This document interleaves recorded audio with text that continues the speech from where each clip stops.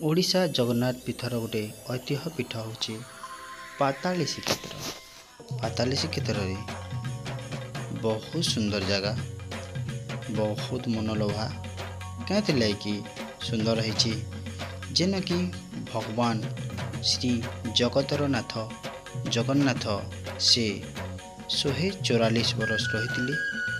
बहुत सुंदर जगह है। सोनपुर जिला सोनपुर 24 किलोमीटर दूर अच्छी पाताली श्रीक्षेत्र, जेनटा कि आम सोनपुर डिस्ट्रिक्ट ओलंडा ब्लॉक अंतर्गत कुसमेल गाँव में अवस्थित अच्छी।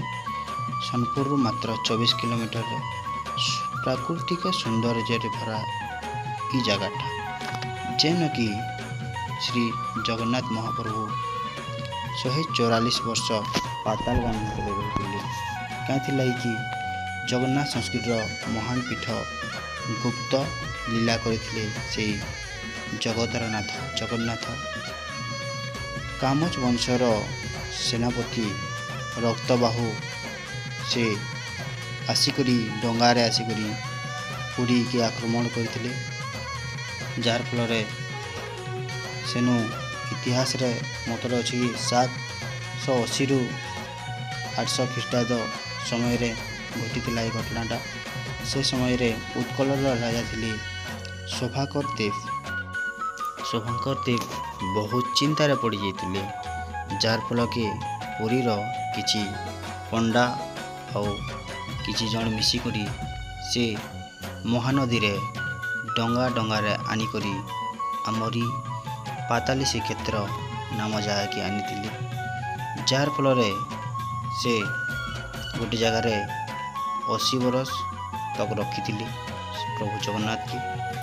हेली जिते बेले से जानी पारली कि अच्छन बोलिकी फेन आक्रमण रे आसुली, से टाइम रे प्रभु श्री जगतर नाथ जगन्नाथ को पाताल गामी जेनटा कि पाताल गामी रे तांको लुचै दिया जाइथिला, जार फल से पाताल गामी होते 144 वर्ष पर जेते बेले गोटे राजा स्वप्न थे भगवान से जगतर नाथ जगन्नाथ सी आसिकी गोटे बर गछ तले से जगतर नाथ जगन्नाथ को से बाहर करते। इतिहास मतरे यह लेखा अच्छी। बहुत सुंदर जगह, निश्चय आसबे। जुहार, जय जगन्नाथ।